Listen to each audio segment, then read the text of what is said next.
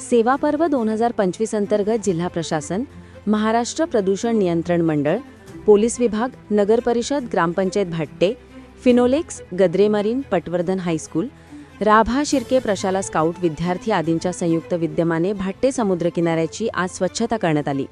प्रत्येकाने आपला परिसर स्वच्छ ठेवून पर्यावरणाला हातभार लावा असे आवाहन जिल्हाधिकारी एम देवेंदर सिंग यांनी केले। आज रत्नागिरी येथे आपण सर्वांना माहिती आहे की सप्टेंबरच्या 3रा शनिवारी जे आहे ते बीच क्लीनिंग डे म्हणून आपण पूर्ण जगभरात साजरा करतोय आणि त्याच निर्देशाप्रमाणे भारत सरकारचे जे मिनिस्ट्री ऑफ एन्व्हायरमेंट आणि फॉरेस्टचे जे वरिष्ठ अधिकारी आहेत, डेप्युटी सेक्रेटरी सत्यप्रकाश सर आपल्यासोबत उपस्थित आहेत, ते दिल्लीवरून आलेले आहे आणि त्यांचे मार्गदर्शन आणि निदर्शनामध्ये आपण रत्नागिरी जिल्ह्यासाठी भाटे बीच जे आहे ते निवडली होती आणि आज आपण जे आहे सकाळी 6:30 पासून जे आहे बीच क्लीनिंग ॲक्टिव्हिटी आपले भाटे बीचला सुरुवात केलेली आहे।